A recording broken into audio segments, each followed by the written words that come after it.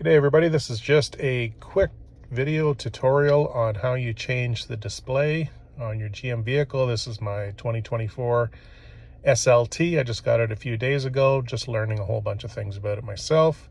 So if you don't like this display, you can just go to this button on your steering wheel, push that down, it will bring up this, and then you click on display layout, and then you can check whichever one you like. This is classic, for example.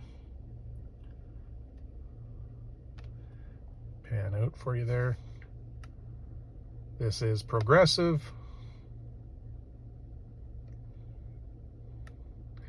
This is digital. And finally, this is clean.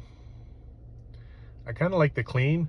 What'll happen too is your menu will disappear probably after about 10 seconds.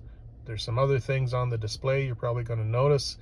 On future videos, I will go through a tutorial on how you either keep up something like that or these other things.